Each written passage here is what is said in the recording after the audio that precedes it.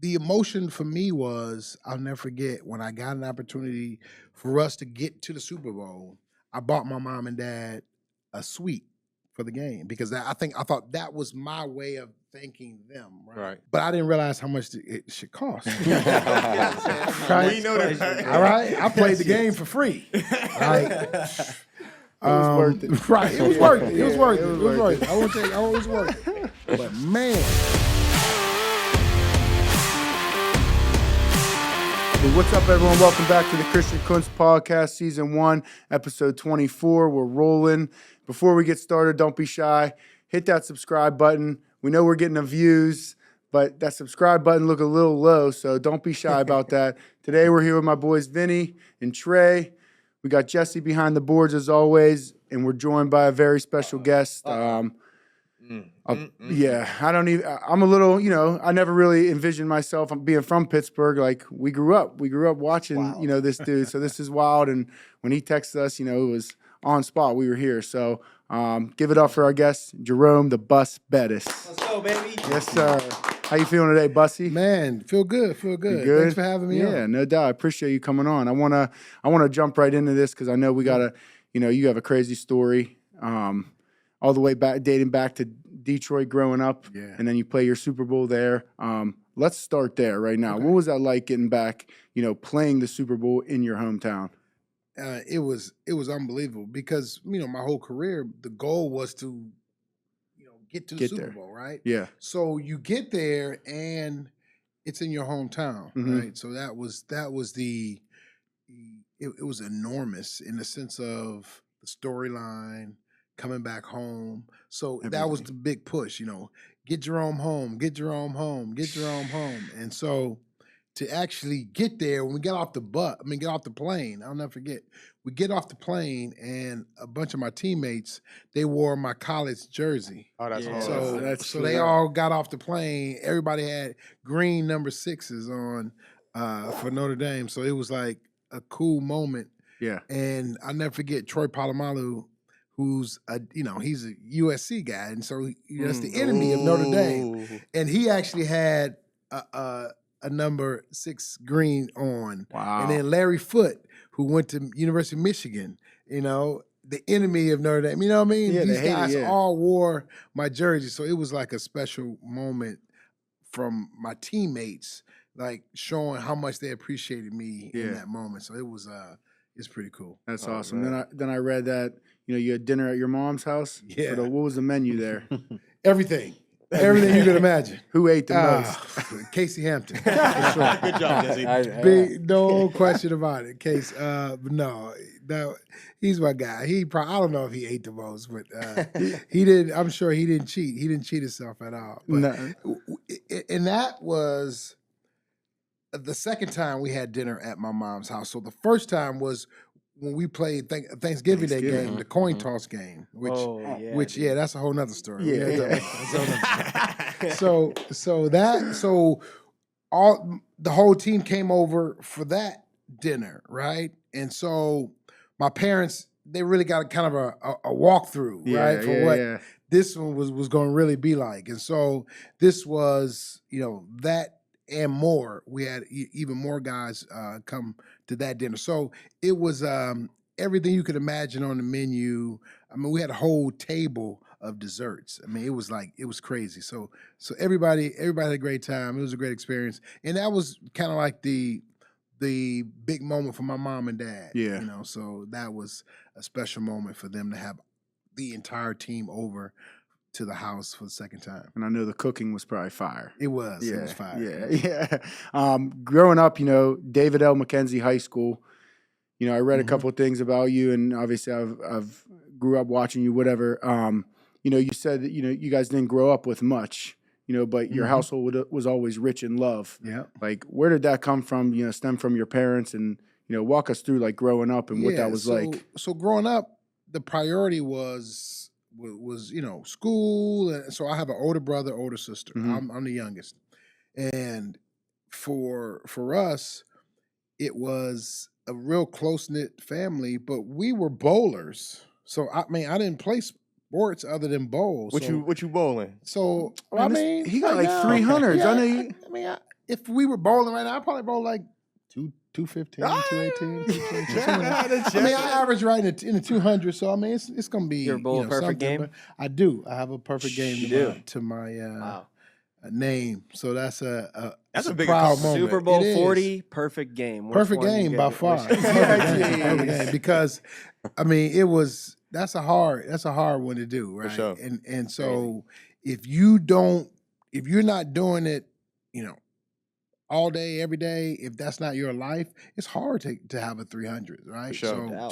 So for me, that was like my childhood growing up. So I didn't play football, right? And that's the weird part about my whole journey, this football journey, because I didn't start playing football until high school. So I had to make a decision, and I'll never forget. I was 14, and it was time to kind of figure out what high school I'm going to go to, because then that'll determine kind of what college I go to, if I can even go to college, right? Because mom and dad, like I said, we didn't have a whole lot, so I knew I wasn't going to have that opportunity to get to college like most kids, because my mom and dad, they're paying for my sister and my brother. I'm the last one, so I know you ain't getting it. If it's anything like school clothes, I'm shit out of luck. You know what I mean? So I always got a sweater. That was it. Like this is it. So I knew I had to figure out my own plan for college.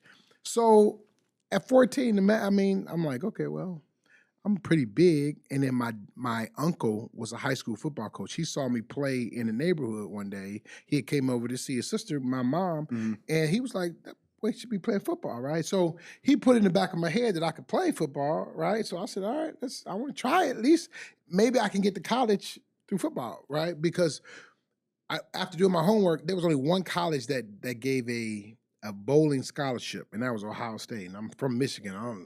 I'm not trying to go to Ohio State, right?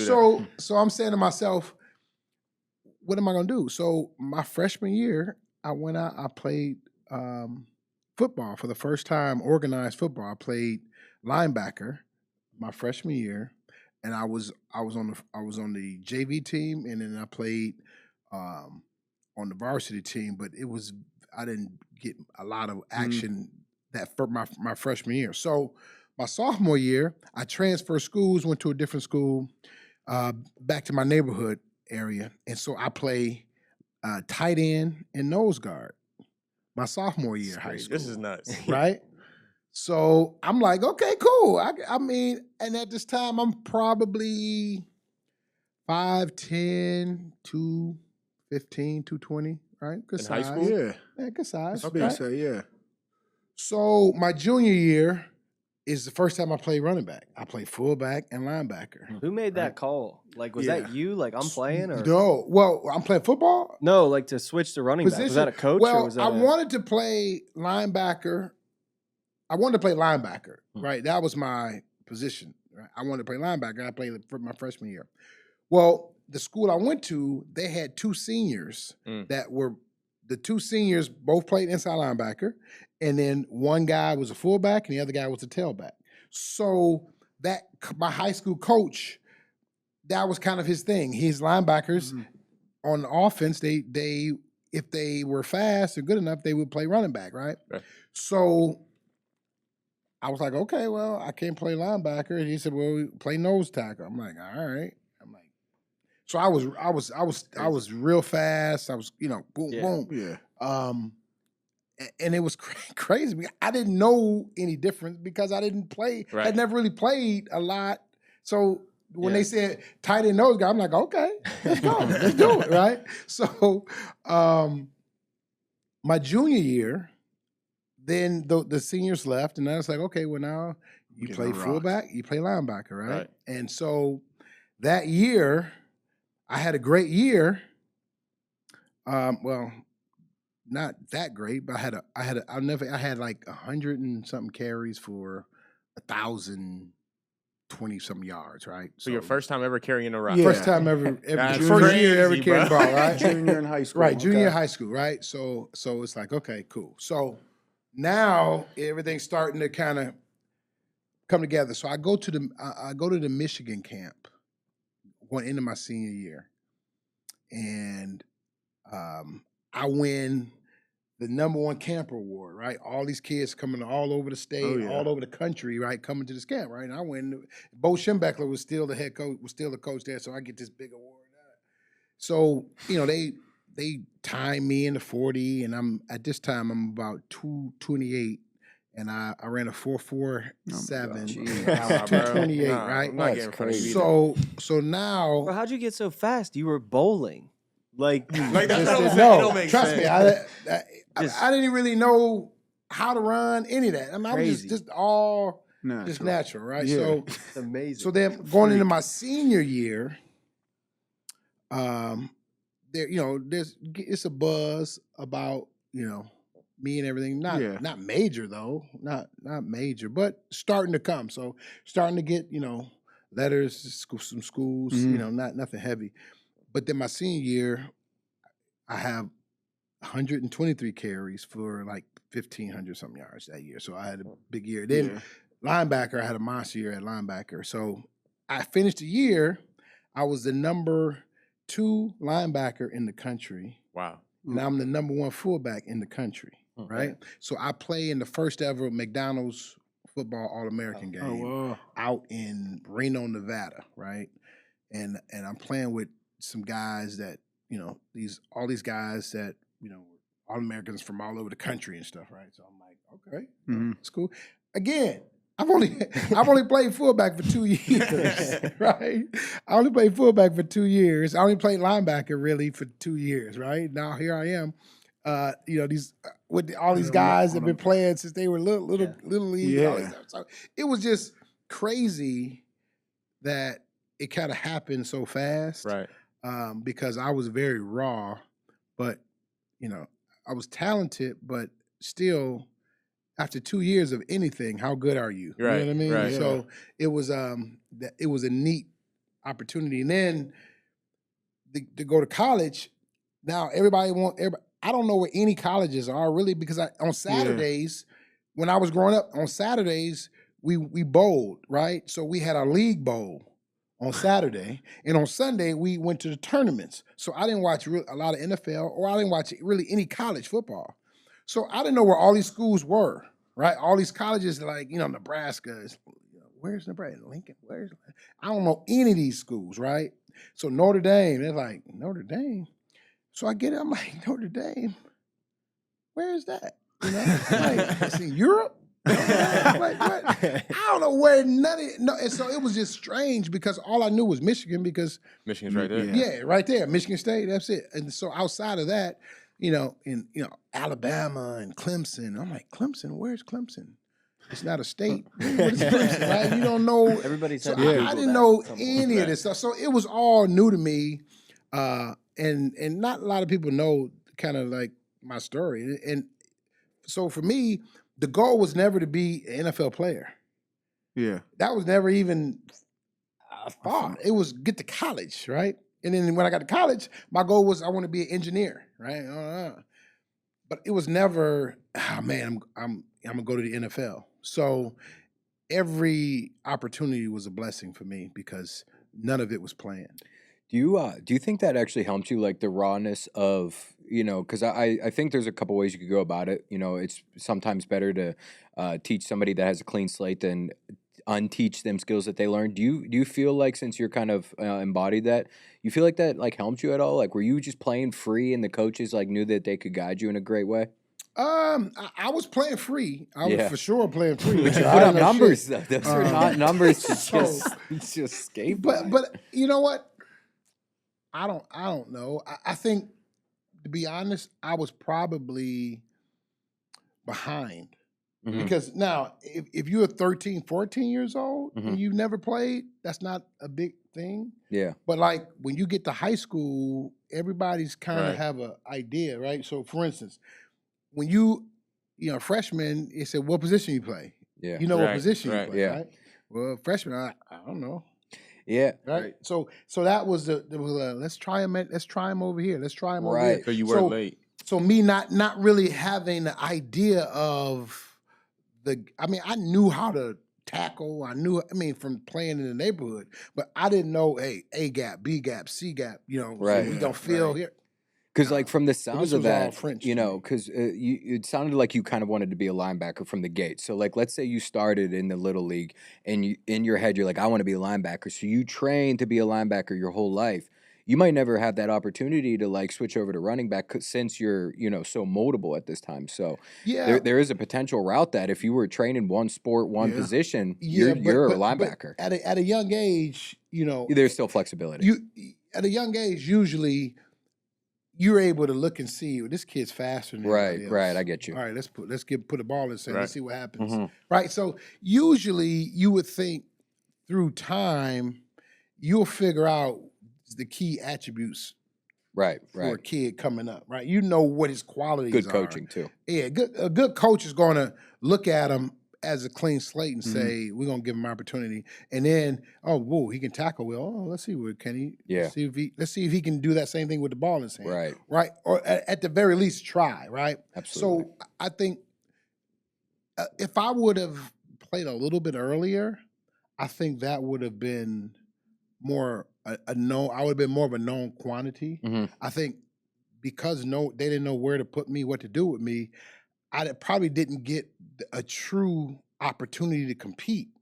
So, for instance, I think it may have held me back. Had they known I was a fullback, then I would have been able to compete with the other guy and say, okay, let's see who wins. Right. So maybe I play as a freshman, right? But them not knowing where I fit in, I would think it probably hindered a little bit because now it's not really a true competition because it's not apples to apples. Yeah. Wow. Right. If I knew all the plays and I knew now we can really get after it, and now we can see who's the best. So I'm curious, man. Like, you talk about you not knowing where these colleges are, which is hilarious to me because you go to the most prestigious college out of all of them, right? So what makes you commit to Notre Dame? Because for me, I committed because this was home, right? So that was my thing. So, like, what made you commit to Notre Dame? Great question. So it came down. I had five scheduled visits. I was scheduled to visit Michigan, Notre Dame, USC, Tennessee, and Colorado. Those were the 5 schools. And you had no idea where none of these were. Well, I mean, after a while, you get all these letters, you start figuring out. But like, if you told me Boulder, Colorado, pick it out on the map. Nope. Nope. You know what I mean? Right. No idea, right? So, but I knew, University of Colorado, and they had the time. They had, Bro, if you and squad, Cordell would have been teammates in college, that would have been crazy. So he was a little younger than me, so he would have been right. I would have got there right before him. But it was, Bieniemy and all those guys. So it was crazy there. Wow. Yeah. Tennessee, they had the a running back. They had what was their names? 2 running backs that they were beasts. At Colorado? No, not Colorado. Tennessee. Colorado had a group. In Tennessee, they had, it was, what were their names? It was 2 tailbacks. Goodness gracious, I can't. What year would that It have would have been? been 89, 90. 1989. 89, 90. They had 1989 football roster, University of Tennessee. Give me one of them, I can tell you the other one. We're looking, hold up. Tailback was some names now. 89. 89. What was 89? Do you know what teams they played for in the league? Tennessee. No, it was they had a little nickname. Keith Denson? No, he wouldn't have been the starter. Maybe he was. Tony Thompson? In 89? Yeah, that's what this is. University of Tennessee? Vando Davis? Maybe it was Tailback? Keith Jeter? Cobb and Webb. Cobb and Webb. Oh, yeah. Reggie Cobb and something Webb. It was in there. Cobb and Webb. Those are the big tailbacks, right? So those are the guys at Tennessee. And see, at Michigan, you had Jarrett Bunch, who was a fullback that was going to the NFL, and they had just had he played in Cleveland. He was kind of a fullback, tailback. Jamal?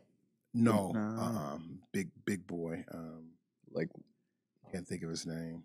I'll tell you his name in a second. It's gonna come to me. But then at Notre Dame, they had just won the national championship in '88, right? And so I knew all those guys that were there. So it was, for me, it was looking at the positions. Well, the problem was everybody in the country wanted me to play linebacker because really I was a better linebacker than I was fullback. But my high school coach, I'll never forget, he said, Jerome, I've coached, linebackers that's gone to the NFL. So he coached Pepper Johnson, who had played for the New York Giants, and he won the Super Bowl and everything. And so he went to my same high school, but Pep went to Ohio State. He was 6'3". He was a big dude, right? So he was like, Jerome, your dad, you just as tall as your dad now, so you're not really gonna get much taller. He says, so honestly, your best position is fullback. And I was like, I'm a linebacker, right? And so everybody recruited me to play linebacker. But he said, if you want to, get to the next level, I think you're gonna be undersized. Wow. Right? And so I was like, all right, I'm gonna look at fullback then, right? Leroy Horde was the guy that was at Michigan who had played fullback, tailback, and he ended up playing in the NFL for a long time, right? So I changed my mind. I said, I'm play fullback, right? Well, everybody's like, oh, cool. But like USC, they would tailback you, right? Yeah. So they didn't. So they had a fullback named Leroy Holt. How do I remember? I remember all the fullbacks back in the day because Crazy. I wanted to play, those positions. So I studied those guys and looked at it, right? So, but he didn't carry the ball much, right? So then I started looking at other teams. Colorado kind of ran an option, right? So the fullback got the ball. Right, all right. And his name was Kenyon Rashid, I believe his name. No, he was at Oklahoma. Kenyon Rashid, he was another fullback. These are all the guys that I was watching back in the day, right? But as it turns out, everybody said they were gonna play me at linebacker. We're like, wink, wink. We're gonna play you at fullback, but everybody was gonna move me to linebacker because they were like that. So Michigan, it came down to Michigan, Notre Dame. So Michigan said, we'll play you, at fullback. But no, we'll play you at linebacker. But we'll play you at fullback, right? They kept going back and forth. But then really, the wink, wink, they wanted me to start as a freshman at linebacker, which sounded good, but I knew I was gonna be undersized. So it came down to the day before Christmas, Bo Schembechler, he went to visit the number one tailback in the country. He was from Ohio, right? I was the number one fullback in the country, and I was the number one guy in the state of Michigan. Yeah. So he leaves. So he retires on Christmas Day. Oh, wow. But it comes out that the day before he retired, he flies to see this kid, and his name was Ricky Powers. He was the number one tailback in the country, right? And so I said to myself, okay, you showed your loyalty, right? You showed who you love, right? Because the day before you decide to leave, you go see him. I need to go see him, right? So he's the guy. So I said to myself, if I'm gonna play fullback, they said, oh no, you're gonna play Leroy Horde. He played fullback, but we gave him the ball. And I'm thinking to myself, they ain't gonna give me the ball. They're gonna give him the ball, right? He's the number one tailback in the country. He gonna get the ball. So I knew it deep in my heart that I wasn't gonna get the ball if I went to Michigan, right? And then I looked at Notre Dame, and then Lou Holtz, he came to the house and everything, and he told me, he said, listen, if you come here, not only will you play fullback, I won't recruit another fullback for 2 years, right? And I was like, oh shit, okay. I like that. I like how that sound. And so then I started looking more heavily at their offense. Right. And the fullback ran the ball. When they went 3 wide receivers, the fullback was the single back, right? So he got the ball out of the single back. I'm like, oh man, okay, I like that. And then he caught screens and so the fullback did an awful lot in that offense, right? More than any of the other offense. So I said to myself, it was all about education first, right? So those are the three schools I ended up staying with: Notre Dame, Michigan, USC. I figured I can't go wrong with any of those. Right. If this don't work out, right? If this football thing don't work out, because I didn't have a plan. Like I didn't even know NFL was even possibility, the plan, right? And so I go to Notre Dame, and it actually worked out because I get there, and there's a guy. He's a junior, and he in high school he broke all of Herschel Walker records in high school in the state of Georgia. That's nuts, right? So I'm like, whew. But he played fullback, right? I was like, all right, that's cool. Well, let's fight, right? I'm thinking, all right, we're gonna fight, right? I may not get it as a freshman, but we're gonna see, right? He ends up getting a very rare liver disease. Wow. Oh my gosh. And before I even get there, he can't play. So they find this out in spring football. Wow. So by the time I get there, you're ready. It's like they moved a guy into that spot who was really a tailback. He was a tweener. So they had him playing it, and he didn't want to play it. And so it was like, okay, really, then the opportunity was right there for me. So by the third game, I was starting and never looked back. So it was one of those. I wasn't sure about Notre Dame. I loved the idea of it. And then once Coach Holtz kind of sold me on the possibilities of what I could do in that offense, then that was it. So Michigan was second place, but it wasn't that close because I knew they were gonna make me play linebacker. What was up with the NIL money from Lou Holtz back in the day? I wish. I'm telling you. What were those meetings like when he would come in? Like, did they have anything to offer? No, nothing. Like meal plan, nothing. You ain't get no brown bag treatment. Zero. You ain't getting no brown bag treatment. No brown bag. No nothing. I can't believe it. You ain't getting nothing. You hear me? Nothing. I mean, I stole a bike when I was there. I don't even like to talk about that, but I did. I had a red bike that I don't know who I don't know. I still to this day. Somebody's still mad at me about that bike. But I rode it for 2 years, man. I did. I had a bike. That was it. Speaking of Notre Dame, you went back and 28 years later and finished your degree and. That's huge, congrats. That's unbelievable. That's awesome. What was that like for you, going back? Oh, it was the worst, scariest thing I ever did in my life. Really.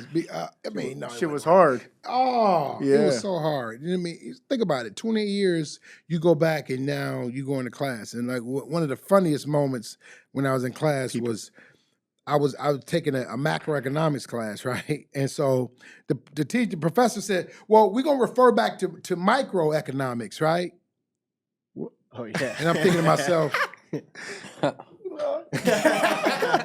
so I had to wait till after class, and I said, Professor, my micro was 27 years ago, so I have no idea what you're talking about. You get the spark notes. So, but they, the other kids had micro last semester. They got macro this semester, right?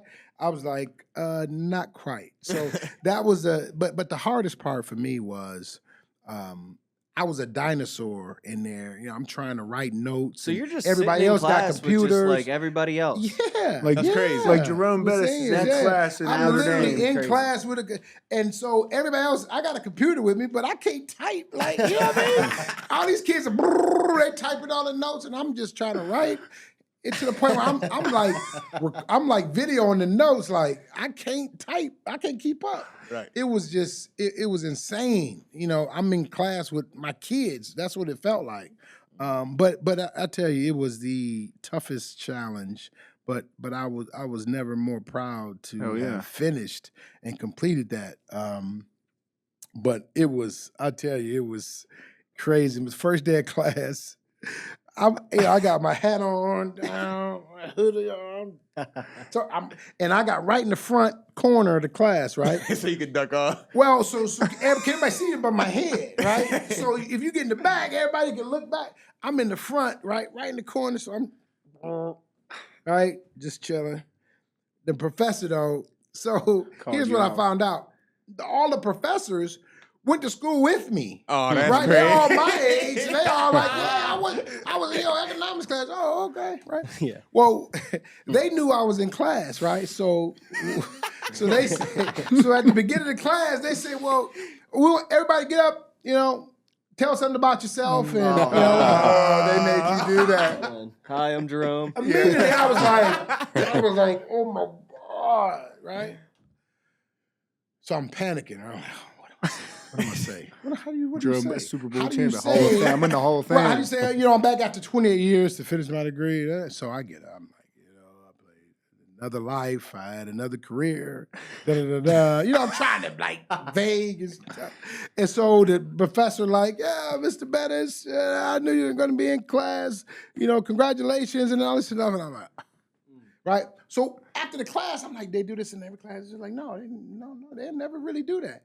And I'm like, oh, they set me up. Oh. So the professor really set me up because they really don't do that. But they did it because I guess he wanted to see what I was going to say or wanted the other students to know that I was in the class or whatever. But the kids were great because, quite frankly, they didn't know who the hell I was. Right. Because you got to think, at the time, I was 50. They are 20. Right, Yeah. 19, 20. They would have been 3 years old when I retired. Stuff, something like that. Right. So none of them really knew who I was, especially didn't know me when I played at Notre Dame. So they really didn't know. It was really the teachers and the faculty who were very familiar with me because they were really in school when I was in school, and so it was neat though to go through the process. And now I'm glad I did it because my daughter was a junior in high school at the time, and I convinced her to come to school with me. And so that's she came. How it happened. I was going to ask you. So she came because my daughter was 100% against Notre Dame. She was like, no, don't want to go there, pretentious, all of this stuff. Right? She wanted to go to USC, and I'm like, that's the last place I want to go. So had it not been for me going back to school, I asked her to come to school with me, right, for the day. And so I asked all the professors, could my daughter come to school with me? So they were like, oh, that'd be a great idea. So she came, saw the campus, saw the school, and fell in love with it. And had that not been the case, she would have never wanted to come to Notre Dame. And so now my daughter is a sophomore at Notre Dame now, which helped lead me to my son, yes, sir, signing with Notre Dame to play football for Notre Dame. How's that feel? And had his sister not gone there, I don't know if he would have been that interested in going to Notre Dame. Wow. So it's really, I think that moment in time, me going back to school, I think helped my entire family because it really showed them what it really looks like. Yeah. It's not what they think it is, right? Mm-hmm. So she fell in love with it, and then she told him, you need to look at it, you need to think about it, And so he started giving Notre Dame the opportunity, looking at it, and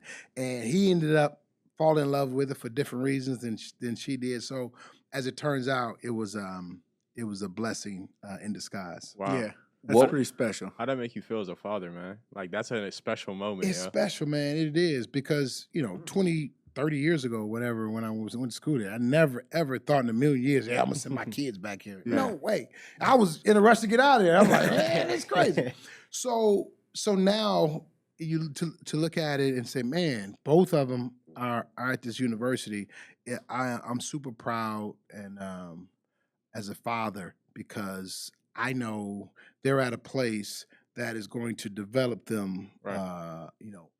Socially, mentally, physically, everything, right? And so they're going to get the same benefit that I got out of it. So I know that it's going to be great. What was the motivation to go back to school? Was it like a promise you made to your mother? And what's the would you would encourage this to other former athletes? I would assume as well too. Yeah. So.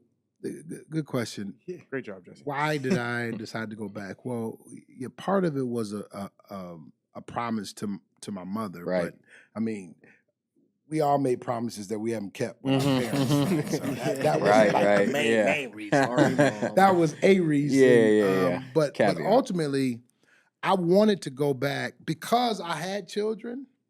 that was really the reason that I wanted to go back, because I've been preaching to my kids, hey, education is the most important thing. You got to want to go to college. You got to want to go. So I'm telling them, go to college, and they're telling me, well, Dad, you didn't finish. I'm like, well, yeah, I didn't. But I had a job opportunity waiting on me. Yeah. So, you know what I mean? So it was like, I had a job. That's why I left. You go to college to get a job. I had the job early, and I'll tell Bill Gates, he left. He Finding left, every right? excuse. So, exactly. So I was trying to explain as the why, but as I got further and further along, I knew that it was something I wanted to do. The problem, though, with Notre Dame was your senior year classes have to be completed on campus, and so that was why it was always a hard no for me, because there was no way I was going to be able to spend a full year on campus, right? So it was like, that's just not going to happen. Right. Because, life happens. You got kids, you got family. I can't spend a year in South Bend, Indiana, right? So then COVID happened. And when COVID happened, that's when I got a phone call from Coach Kelly, who's now at LSU. Mm-hmm. Well, his secretary, she was a sweetheart, and she was always conscious of guys wanting to come back, and she knew I wanted to come back, but it just didn't work. Mm-hmm. Right. So she reached out to me. She said, "Listen, it's an opportunity. You can take classes at home because of COVID. Would you be interested?" Oh, wow. And I was like, you know what? I would be interested, right?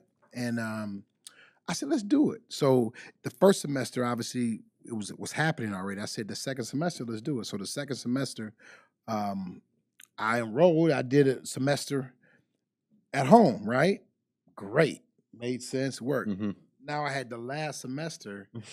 That was the challenge, because it was like, man. So I had to get an apartment. And what? Damn. I had to get an apartment in town, and then I had to. You didn't have no eligibility left? Hey, trust me. I was checking. That NIL's in effect because now. I wanted them to pay for it. Your NIL thing would be crazy now, dude. Yeah, so it was crazy. So they it was an incredible blessing, because what ended up happening when I went back, Coach Freeman, the head coach now, he found out I was on campus, and so he reached out of the blue, like, "Hey, send a text. We would love to meet you." And I'm like, "How do you find out? How do you know I was on campus? I just got here today." So I reached back out to him, met with him, and we just hit it off, had a great conversation. And at the end of the conversation, he said, "Well, let's meet every Wednesday at 1:00." And I'm like, "Get the hell okay." out of here. So for the whole semester, I met with him like every Wednesday at 1:00 for about an hour and a half, 2 hours. Just to talk ball, talk everything. And he brought a notepad and he was writing down. I mean, it was great, because what it showed me was that he was willing to learn. Oh, yeah. He didn't care about where the information came from. He's as long as I get it, right? And so he's was really open to that makes learning. Me a bigger fan. That's a good coach. Yeah, that makes me a bigger fan of him. I was thoroughly impressed by him, right? And so when the opportunity arose for my son to go there, I knew the type of person he was, and I was 100%, because it's a big commitment as a father, sending your son to go play for someone, right? Because I know firsthand what that coach, is what it means to a player, right?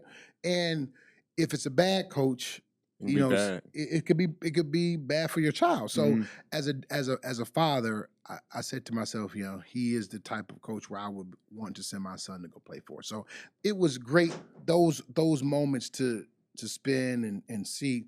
So going back to school would turn out to be so much more of a blessing, because I got a chance to do all of that. The commuting part would suck. Yeah. Outside of that, it was great. What position's your son? He's wide receiver. Wide receiver.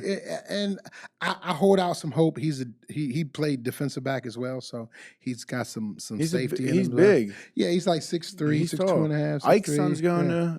He's going to Michigan. He decommitted. Yeah, from so Ohio he decommitted State. from Notre Dame, and then from Notre Dame, and he's going to Michigan, I believe. So, but I'm excited for him as well. Yeah. Plaxico Burris, his son, is going to Notre Dame with my son. But and then but it's I think great for all of these young men, right? Yeah. The opportunity, because obviously it's an opportunity to play at the highest level, right? And to not necessarily follow in your father's footsteps, but also have an opportunity, a similar opportunity that your father had to play and to experience that opportunity. Now, whether they go as far as we went, that's never really doesn't matter. Yeah, it doesn't matter. That's not the goal. The goal is to go, get a great education and test yourself, right? And let's see where it goes, and you go as far as you can go, right? And everybody's individual. So that's the kind of the message that I gave him, and I want him to go and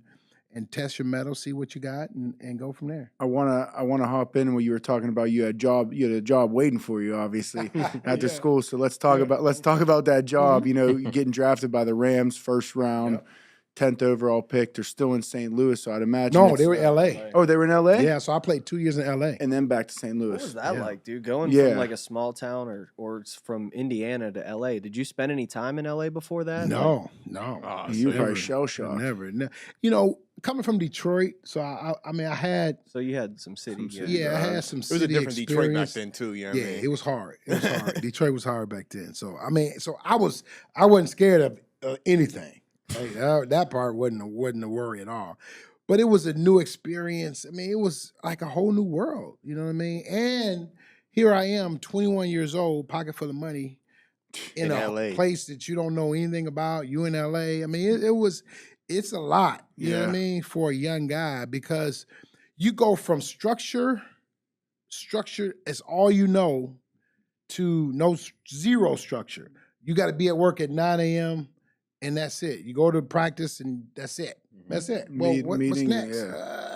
Where do you live? Well, what I eat? So everything is like on the table, right? Yeah. So it was a wild experience, looking back on it. I was fortunate enough. One of my teammates that was at Notre Dame, he had got drafted a couple years before to the Rams.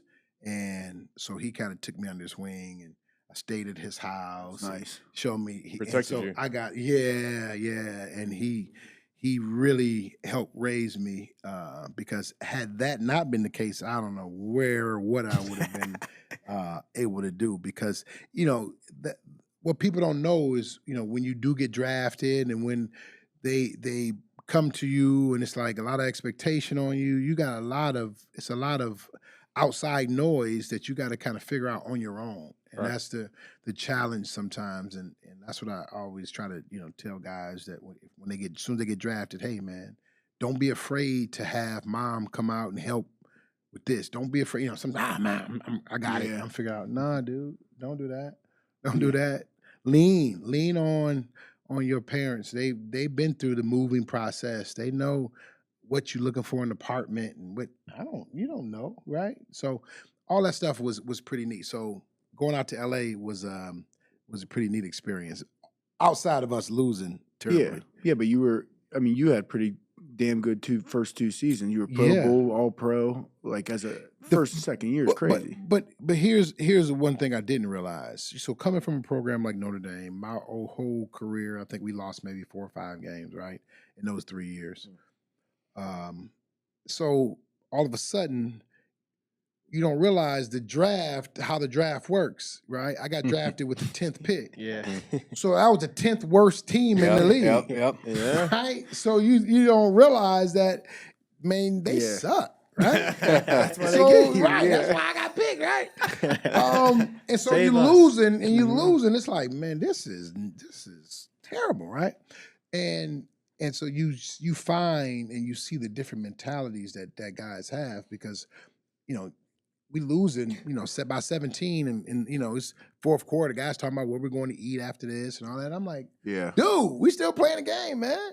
Get your head in the game. They're like, man, this game over with. And I'm like, what?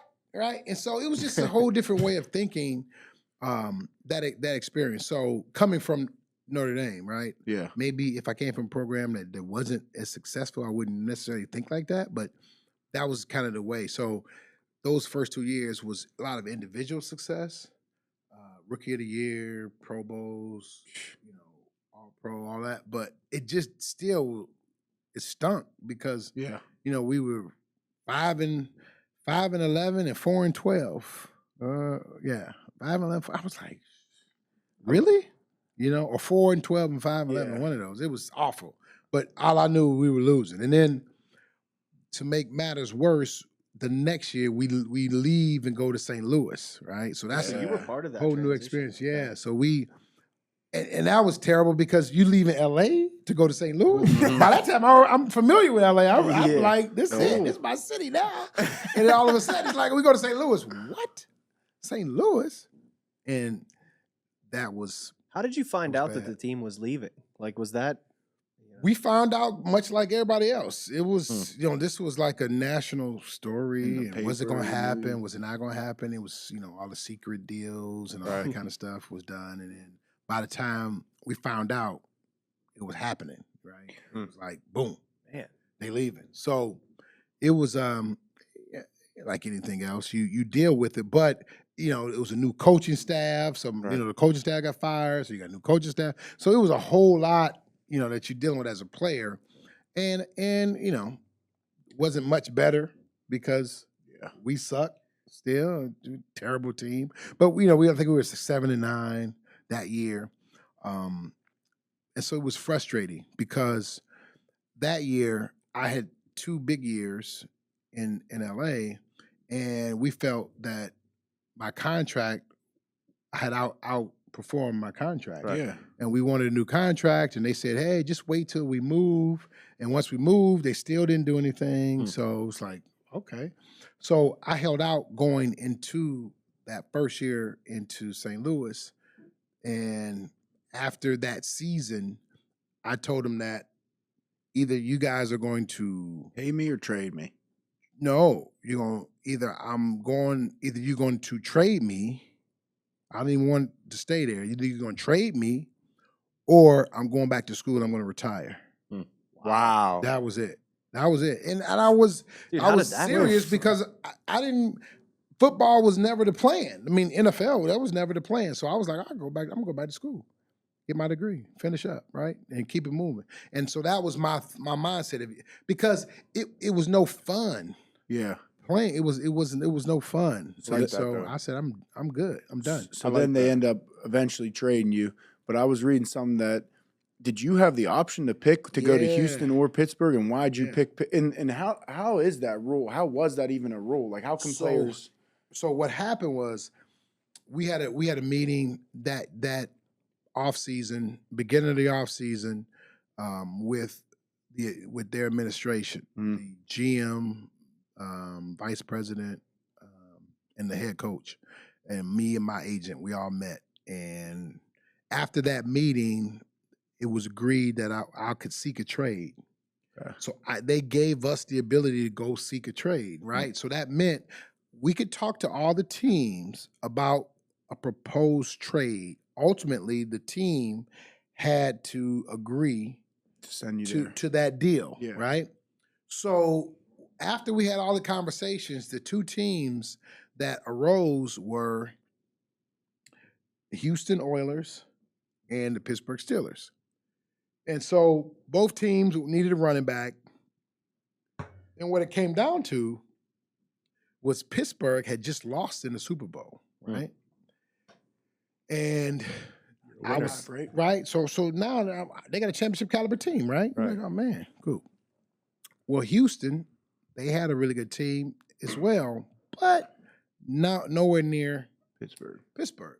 So my agent, he was like, I want you to pick Pittsburgh. He said, but I'm selfish because I got a college running back who signed with me. So he's his agent. He's my agent, but he assigned the number 1 college running back in the country that year coming out. Yeah.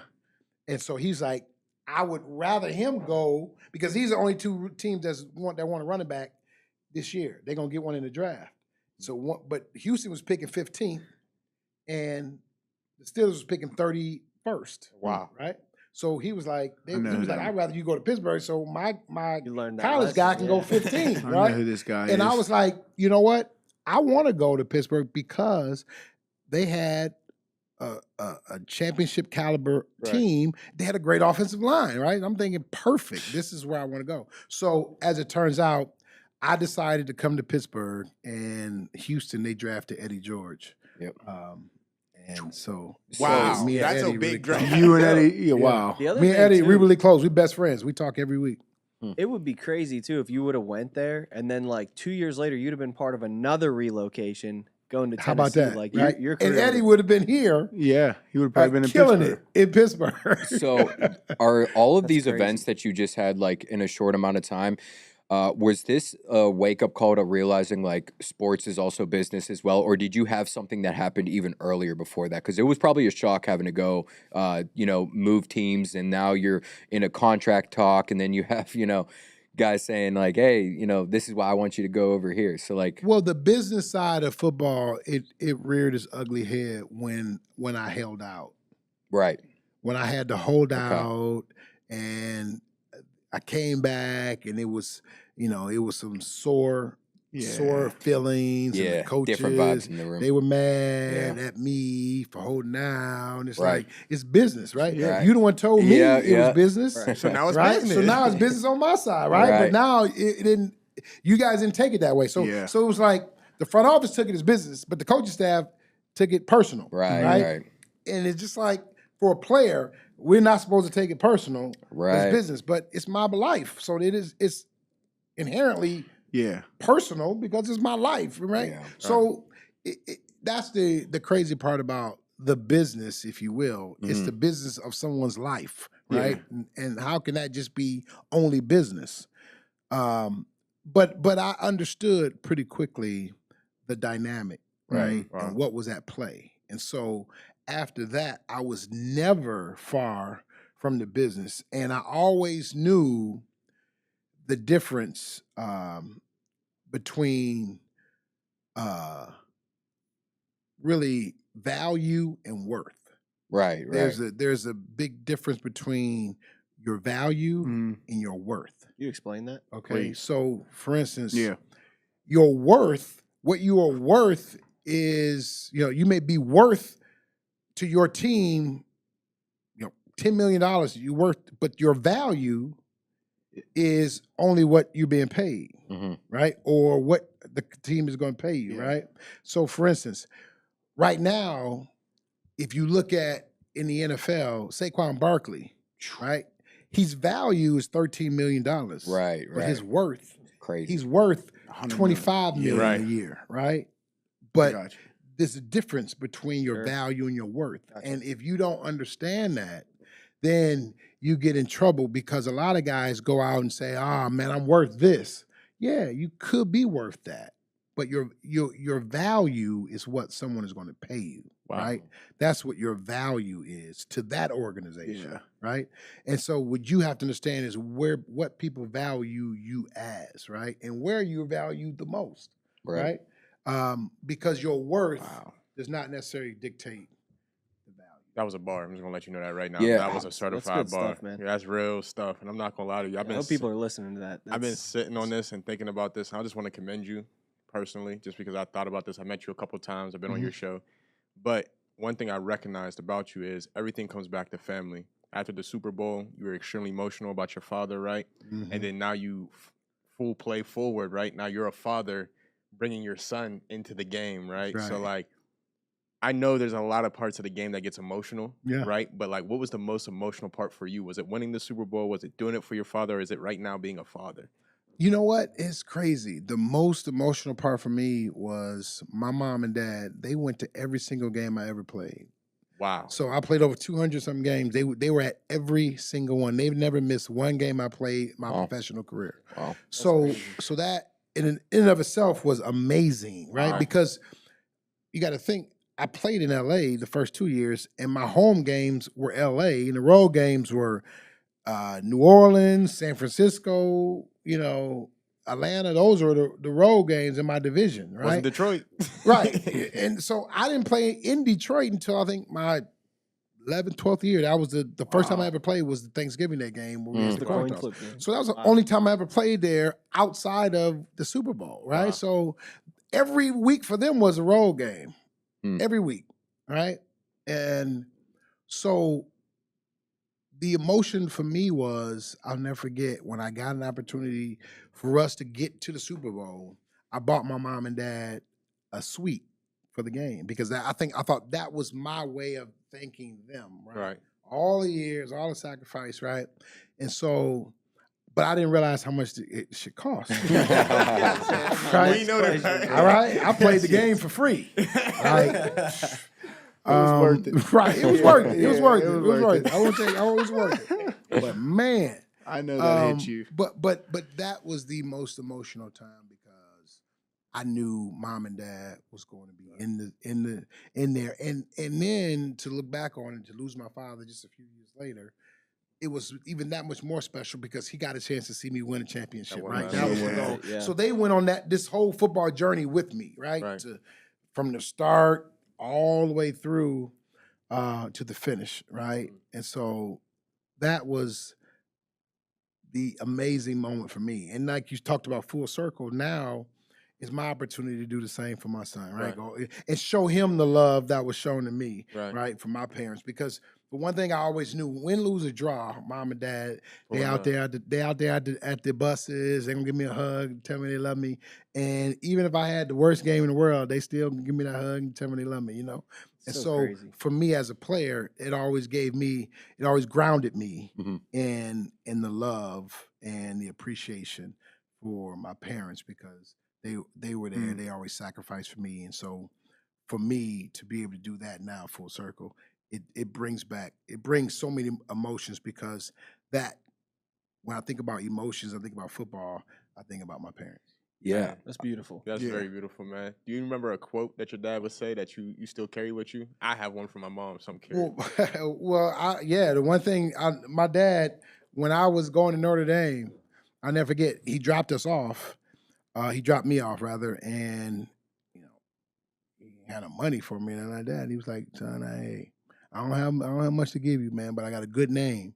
And he was like, don't screw it up, right? And so it was just like, all right, I ain't gonna screw it up. And so at that moment, I really didn't know what it meant. Right. But as I got older and wiser, I understood that your name is worth more than any amount of money, you know, he could have given me, a good name. And so now, having worn that on my back for, you know, all the years that I wore it on my back, I understand now what the name means. Me and Jesse always, dude, that's amazing. Me and Jesse always talk about like Detroit and Pittsburgh and the similarities of the two cities. Yes. Do you think, like, because dude, that's why Pittsburgh loves you so much is because of the story you just told. Like that represents Pittsburgh, right? Yeah. Like that's the reason. The reason I think I resonated with Pittsburgh was I'm blue collar. I mean, it's all blue collar, man. So for me, it was 3 yards in the cloud of dust, and people in Pittsburgh appreciate that. Yes. They appreciate the hard work side of it. Yeah. They, you know, they like the 70-yard touchdown, but the 3 yard, the 3 yard, the 3 yard, running over the 4 yard, the first down, the 3 yard, the 7 yard, the 7 yard, the 3 yard. Oh, touchdown. Okay. We like him. Yeah. We like him. What was the game you had? You had like 3 touchdowns and like I 2 yards rushing? I had 5 carries, 3 touchdowns, 1 yard. That's crazy. Yeah. That's the best stat line ever. So great. I'm not gonna lie. I still see that. Too? I will still see that. Right? That was against maybe someone else. It was against I think it was Cleveland. Maybe the Raiders. It was against the Raiders. Raiders? Okay. Raiders. I think it was the Raiders.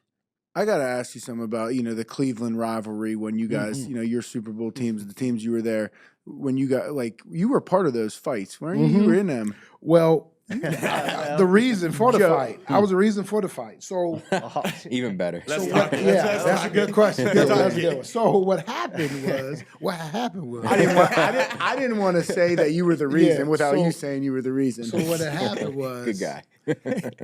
We were stretching.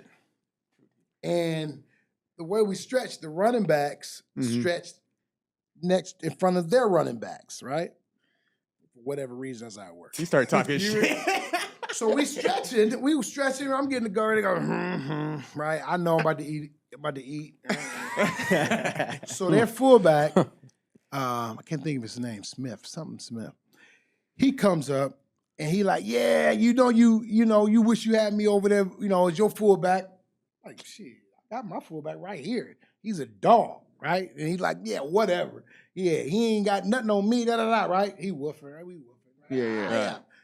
It's my man, right? Yeah. It's my guy right here, right? He running circles around you. He ain't got nothing, right? So then we getting closer and closer, right? And we woofing, and then Green was their tailback. Yeah. So he come over there, yeah, whatever, man. That's right. We run this, right? So next thing you know, down here, Joey Porter, he sees me.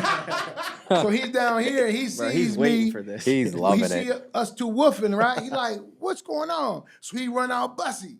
What's up? What's up? Right? And I'm like, yeah, they talking smash, woo, right? So for some reason, he get over there close to Green, and I don't know, they got history or whatever, obviously playing. He like, I don't like you no way. And so Green try to swing on Peasy, and Peasy swinging on the fullback. It was just like a melee, like all right there, out of nowhere, right? You just went from 0 to 100 that quick. And so, but it's crazy because it started the legend of James Harrison. Because that game, Coach T talks about this. Joey got kicked out of the game. Right. Mm-hmm. So James got to play. James had like 2.5 sacks that game, right? 3 sacks, I think it was that game. Then the end of the season, we won the division. Just like if they win this week, they win the division, right? So then you got 2 weeks kind of off. Right. But you working, but you lightweight off. So the last game we played Buffalo, we was in the playoffs all locked up. So James got a chance to start that game. He ate again. He had another like 3 sacks, whatever. Then at the end of the year, his contract was up, and Miami had a big deal for him. So he was like, "Yeah, I gotta go." And and then Pittsburgh wasn't gonna match the deal. Right. Even if James wasn't here, they probably won't match the deal. Yeah, right. So he ended up leaving, and then James came into the spot, and that's the story of how crazy. James. But you're funny. So it's weird. You're hilarious. Yeah, you Let me started tell all you, that you're shit. an instigator. You started all that shit. He brought it. He brought it to me. That's I'm like, that little all brother right, energy whatever. right there. No, it's like I'm not gonna let you just talk crazy about my guy. Right? You know what I'm saying? Right. I'm like, my thing is I'm gonna defend my guys because they fight for me. You know what I'm saying? So my fullbacks, I mean, I was a fullback myself. Right. So I'm not gonna just let you just dump all on my fullback, right? I know what it is to be a fullback, right? So I know how special they are, right? In turn to what I do, right? So I wasn't gonna let you talk crazy to my guy right here. Tripping. Ain't like who are they talking about? Over Dan? there, and you talking crazy to him, I'd be like, man, never mind you, man. Kreider? Yeah. He right crazy. here. He 35. right behind Is me. he talking trash too, or is he just like? No, he's not saying chilling. shit. He right there. He ain't about to get into it. You know what I'm saying? He chilling. But I take all the smoke. I'm 1, he 2, and I'm like, I'm not gonna let you just talk crazy to my guy. Right. So I'm like, let's go. What? He said, And I want all the we smoke. start getting heated. Then Green, if Green never comes over there, it never becomes an issue. Because now it looked like it's 2-on-1, and we heated, we chopping it up, and it looked like it's and so now they had a rule where you can't go on the other side. So they Can't go changed past all the the rules. 50. They changed all the rules because it's Joey. They changed rules because of Joey. Because he probably the only person to ever get kicked out of a game before the game started. That's crazy. That's actually hilarious. But that was the story. That's how it happened, and that's what it was about. How many years till the Steelers can draft your son? So we can run it back, dude. JPJ. We already got JPJ. Right. Let's Yeah. 4 years. Yeah. 4 more years. I want to ask you too about, you've played with some legendary players throughout the whole Steelers organization. What was that like? What was the camaraderie like in the locker room? Like, what does it take to be a championship team? Like, how much off the field stuff matters? Like hanging out with your teammates and just doing shit Great like question. this off the field. So playing in Pittsburgh for 10 years, I got a chance to see a lot of great players, right? And when I came, like I said, I came to Pittsburgh. They had just lost in the Super Bowl. I mean, they had Rob Woodson. I mean, they had, I'm trying to think who all was there. Greg Lloyd. I mean, they had some players, right? Lake, Carnell Lake. I mean, all these guys, Pro Bowls, All Pros, all these guys, right? And so it was a different locker room. The locker room then, it was a lot of niches, right? These guys was a group. These guys was a group. These guys. So it was real segmented in the locker room. And when I got there, after I was there for a little bit and became one of the leaders on the team, what I quickly wanted to institute was all of us getting together. So we would all go to the video games. I can't think of the name of it.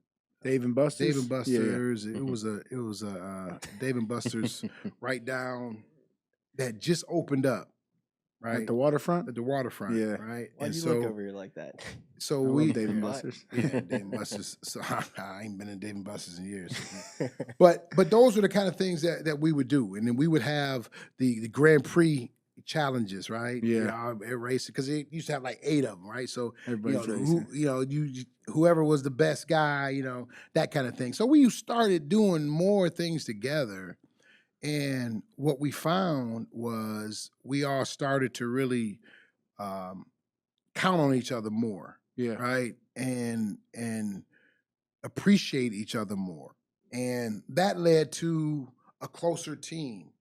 And as the teams got closer, then we were always winning. That was never the issue. It was just that last push that we needed, right? And that was, I think, a big part of our success was us coming together. And the last piece of it was the selflessness that needed to happen on the field. Yeah. And that was the hardest part. But it was really one of those that I was in the center of that one as well, because Coach Cowher wanted to kind of get everything going. So I was the guy that you take off on, because he wanted to show that if this guy's a leader, he's the leader of the team. And if I can go off on him and get after him, then anybody can get it. Get it, right? Which was important. And I had no problem with that. I understood it, and I appreciated that, because me and Coach had a really good relationship, and I was kind of the liaison between he and the team. If he ever wanted us to turn it up in practice a little bit, he would tell me, and then I would, start talking shit to the defensive guys and get it going and practice heat up, and then next thing you know, we flying around out there, right? So I was always the catalyst for that, and I understood it, and that was really the last piece. And once it became selfless football, then I believe that's when the possibility for us to win the championship. Yeah, because you went on the road 3 games, in the playoffs to win, and winning on the road, like, it's tough. It ain't easy, especially in the playoffs, right? Yeah, it ain't easy winning at home. It ain't, so nothing's easy in the NFL. Yeah, but and especially a road playoff win, right? And the further you go, the harder it gets, right? And so you on the road, and we just had that philosophy: is us against the world. That was us. It's us against the world, but it came because we were selfless, and we said, hey, doesn't matter who gets the love, right? Doesn't matter who gets the balls, we just want to win. We just want to win. Let's just win, right? But it took a while for that part to show its head, and that's the tough part, because everything is tied to stats, right? And so, but once guys come together and get to that point, then that's when it becomes pretty sweet. So take me. I know that you probably got this a million times, but the Indianapolis game, on the goal line. I don't even remember that. You blacked out. Yep, don't even remember that. No, it was interception, wasn't it? Yeah, it was an interception. Something like that. Snap. Now listen, when I have a shitty play, obviously a shitty snap or whatever, like that shit weighs on you, and you know, it takes a professional to forget about it. You know, you were going to Denver the next week to play, and then to Detroit. So like, how was your mental space after that? Like, what was going through your mind? You know, were you thankful for Ben to make that tackle? Oh my goodness, yeah. I mean, that was a hell of a play. Because, you know, at that point, I just figured, you know, I'll never forget. I was sitting there. I had already fumbled, right, and they're going down, trying to win the game, and I'm saying to myself, Lord, if this is the way you want everything to end, then okay, I don't know why you would want that, but okay. You know, just kind of talking through it, right? Trying to come to terms with it, right? Make peace with it, because you know this has the potential to be devastating, right? So they're going down, and I'll never forget. They've got to kick a field goal to tie, right? We third down was a big play. My man Brian B-Mac, Brian McFadden, he knocks it down like in the end zone, third down, big play, right? So now I know, okay, worst case we tie. So now I'm trying to get myself back together because we got to go back out there, right? If we win, I mean, if we get the ball back, and it's tied. And I'll never forget when he missed it. I'm like, so much emotion kind of was there. Yeah. In that moment, right? I know you were still feeling it though. Oh yeah, man, because pissed at yourself. the shitty part was I'm sitting on the sideline and nobody is around me, right? I go over here to sit on the bench kind of clear out. I go over here and get some water. So I see, okay, I get it. Dang. You know, and it was funny to me because I had never been that guy, right? Like, I've been the one like, get away from that dude. And now I'm looking around like, oh my God. So literally, because I know I'm the pariah, I go to like the sideline. I know I'm gonna get a clear sight because nobody want to stand by me, so I know I can see everything clear. And I'm just kind of on a knee watching the game, just, you know, resigned to my fate to a degree because it was a shitty deal. And I do. But the one blessing when he knocked it on third down, I knew worst case it's gonna be a tie. So we had a chance, right? So it wasn't gonna be the end all. But with Peyton Manning having the ball, you better believe I was puckered up. Yeah. Because Peyton Manning with the ball, a chance to win the game. Scary. Yeah, scary. Last thing scary. What's what would you say the most memorable play of your career? Because, like, obviously, I remember when you ran over Brian Urlacher, legendary linebacker. Oh, man.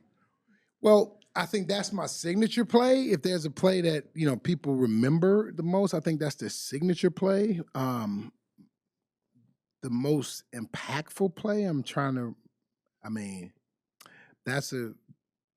that's a good one because, you know, it's a couple games. Yeah. Well, it was a couple, you know, overtime run to win the game. Did that twice, and so those were like special. The one that I feel the proudest about was we were playing Jacksonville, and we went in the game, and we running out the clock. I think it's like 2 minutes, a little over 2 minutes left, running the clock. And, you know, they give me the ball to start the game away, and I fumble, right? We up 7. They score, touchdown, tie the game, go into overtime. Can't believe it, right? I'm like, man, I am the reason. Not even a question mark. But we get the ball, and fortunately, we get the ball, we're driving, and we hit a play, and we kind of almost in field goal range. Mm-hmm. Yeah, I think we kind of are. We are in field goal range, but they want to try one more, and they want to kind of get lined up. So they call a shovel pass, right? So they think if you drop it, incomplete. It's incomplete, right? No shovel pass, right? So I get the shovel. Boom, shovel pass, get it, spin, boom, run it in for a touchdown, right? And so that for me was one of the biggest moments because I let my team down. Right, the one thing that I hung my hat on was like 4 minutes in the game. If we got the ball, game is over. See, I would have loved playing with you because I'm on the sideline. Like that's it. You know that last punch, fucking stressful. Like we got a punt. You know they're not out rushing. Yeah, Man, no, 4 minutes. You should it come game back. over. Yeah, that was it. It's go. You know, I've been like, give it to the bus. Yeah, you start waving to people. 4 minutes to go. We gone. I don't care how many timeouts y'all got. We gonna get 2 first downs. Yeah, not even a question mark, right? So that was the mindset. 4 minutes to go. We going to kneel on the ball. Mm-hmm. It's over. So when I fumbled, it was like, what just happened, right? So that's why when it happened in Indianapolis, it was like a shock. Yeah. Because it's game over, right? And so when that was the first time it had ever happened to me. And so that's why I was like in shock. Like, yeah. So it's for me to be able to then go right back and score the game winner, right? In overtime, you know, I was able to kind of redeem myself. Yeah. Right. And the one in Indy was scary as hell because I didn't know if I was going to get a chance to redeem myself because I thought that it could possibly be my last play ever. And that's what scared me the most was this could be my last play ever. And that's the play. You know what I'm saying? Yeah. So that was scary. Yeah, that would have sucked for sure. I would have had to come back for 1 more year, and I'd be dragging. I'd have been dragging, struggling. How do you think you would have came back if I don't know. That's crazy. I thought about it at that point. I'm like, shit, I'm going to play another year. I am curious on this because obviously your running style is crazy, and I know I don't want to keep you too much longer, but like after games, I remember hearing shit about how sore you'd be after games, like because you're playing. First of all, you play in a different era than it is now. Like, bro, for sure, they were doing anything they wanted. Like they were. It was physical. Yeah, they were killing. They were trying to kill you. Like were there day after games, 2 days after games, where you just laying in bed?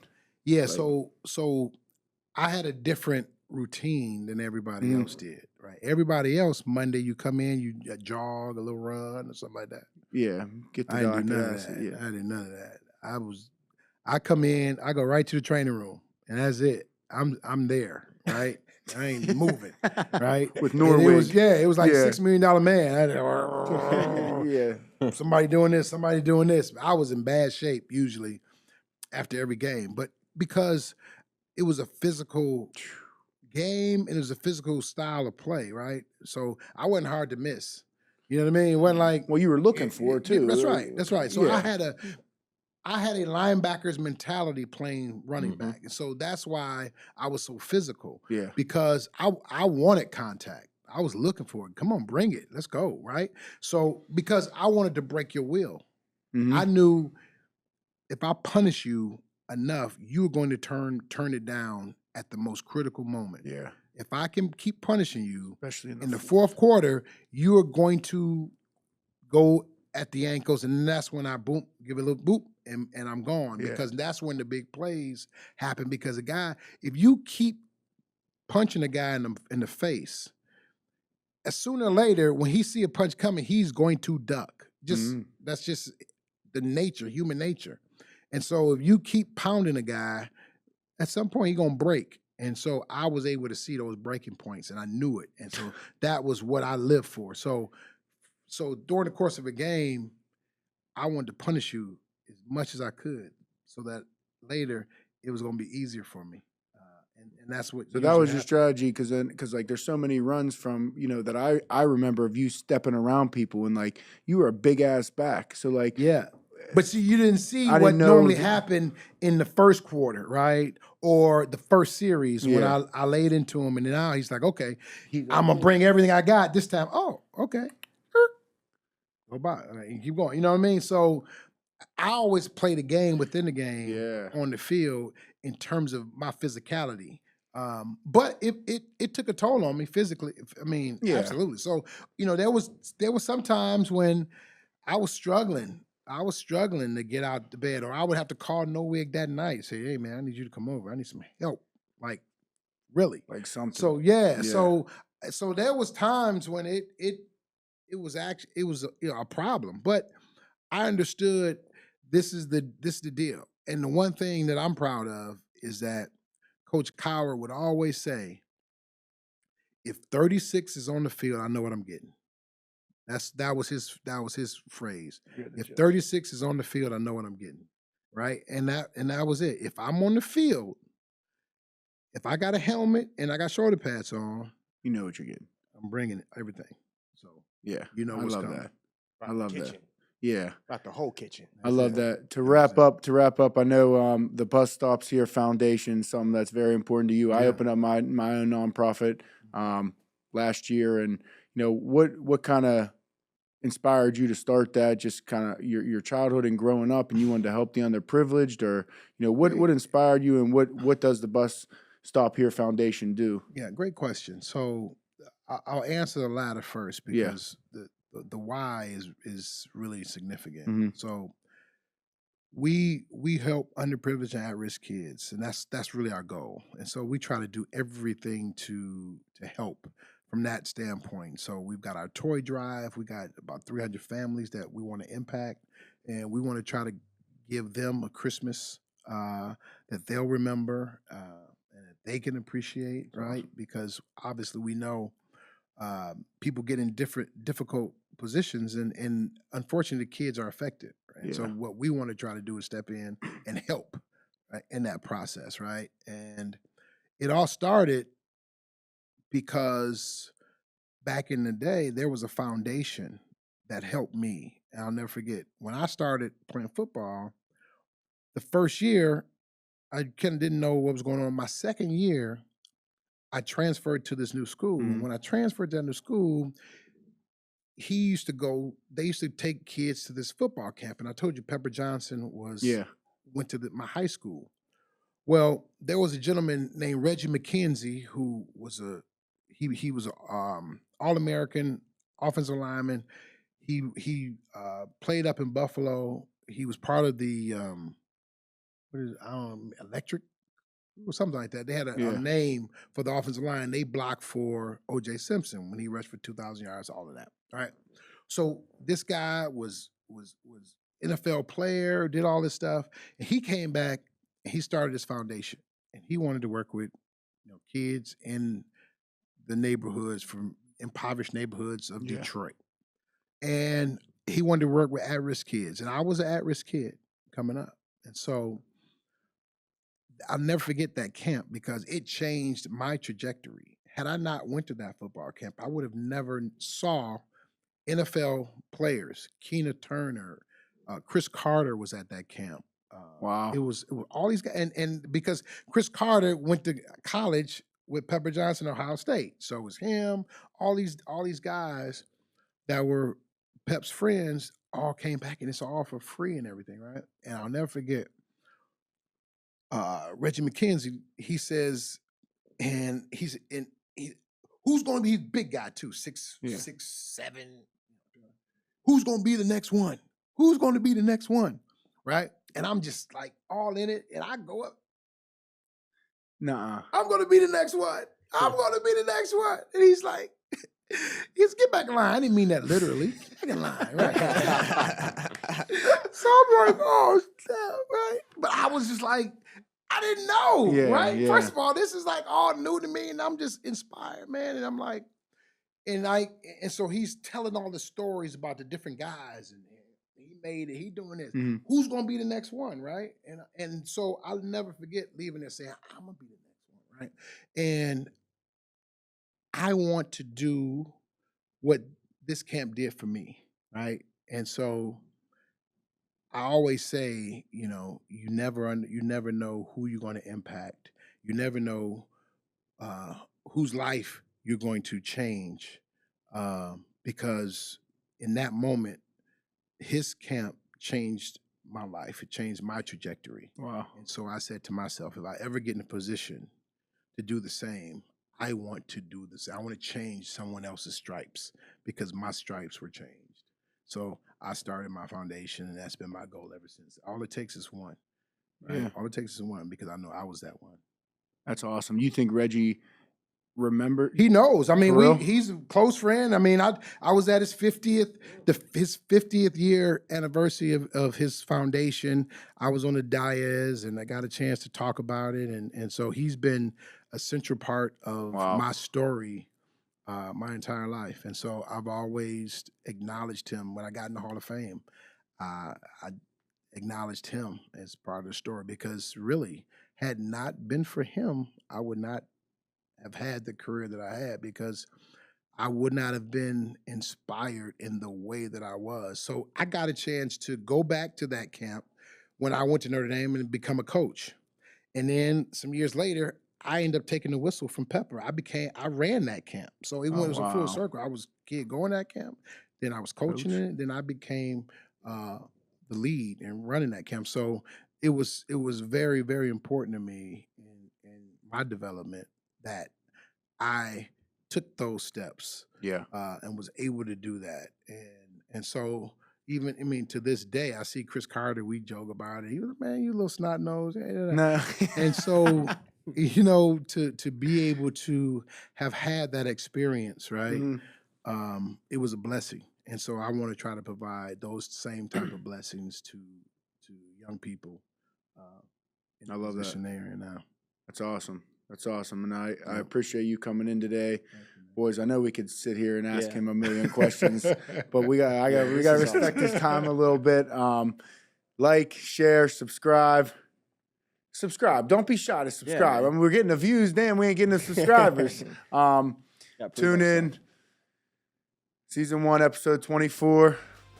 Thanks for coming, Bussy. Appreciate you guys. I do a little dance. Bang!